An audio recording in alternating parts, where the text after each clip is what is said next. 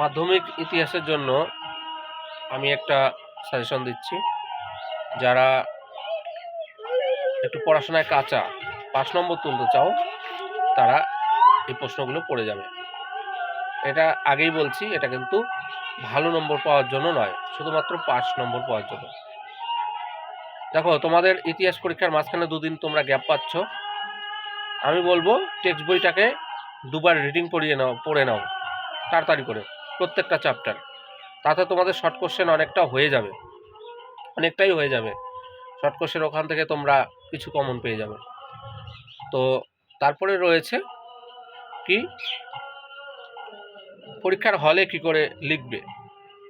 দেখো, ইতিহাসের ক্ষেত্রে তুমি যদি বানিয়ে লেখো নম্বর কিন্তু পাওয়া যায়। হ্যাঁ, তাই আমি বলবো কোশ্চেন নাম্বার দিয়ে যতটুকু জানো ততটুকু লিখবে আগে, তারপরে যা পারো কিছুটা বানিয়ে লিখবে। ইতিহাসে তাতে করে অন্তত পক্ষে ফেলটুকু করবে না।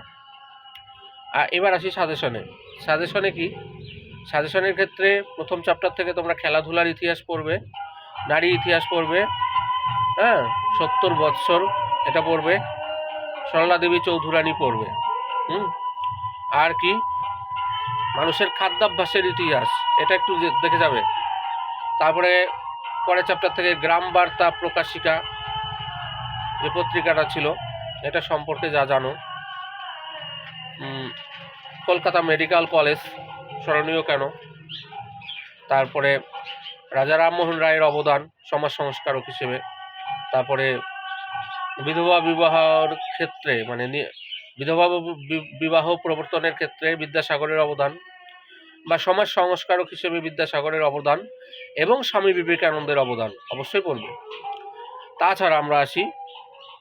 তাছাড়া রয়েছে নেতাজি সুভাষচন্দ্র বোস ও আজাদ হিন্দ ফৌজের ভূমিকা, বিনয় বাদল দীনেশ স্মরণীয় কেন বা অলিন্দ যুদ্ধ কী, তারপরে মাস্টারদা সূর্য সেন, তারপরে তোমার ভগৎ সিং স্মরণীয় কেন, তারপরে নৌ বিদ্রোহ, সিপাহী বিদ্রোহ বা মহাবিদ্রোহ, সন্ন্যাসী ফকির বিদ্রোহ, কোল বিদ্রোহ, মুন্ডা বিদ্রোহ, এগুলো কিন্তু তোমরা পড়বে। বাঘা যতীন স্মরণীয় কেন এটা পড়বে। তারপরে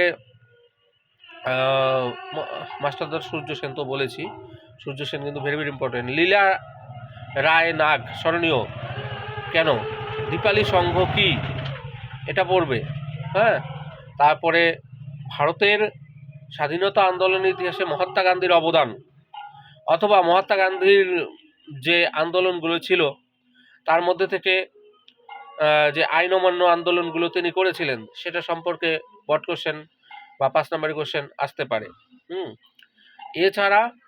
এছাড়া হচ্ছে খেদা সত্যাগ্রহ কি, চম্পারণ সত্যাগ্রহ কি, চৌরি চৌরা ঘটনা কি, এই প্রশ্নগুলো কিন্তু তোমরা অবশ্যই পড়েই যাবে, কারণ এখান থেকে কিছু প্রশ্ন তোমরা কমন পাবেই, আর পড়লে পাস করে যাবে, লিখতে পারবে।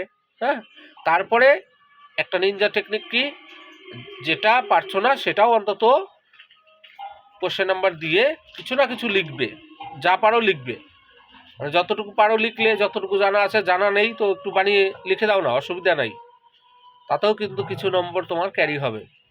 তুমি যদি মৌখিকে পেয়ে থাকো 10, তাহলে তোমাকে লিখে পেতে হচ্ছে কত, 15। তো 15 পাওয়া কোনো ব্যাপারই না।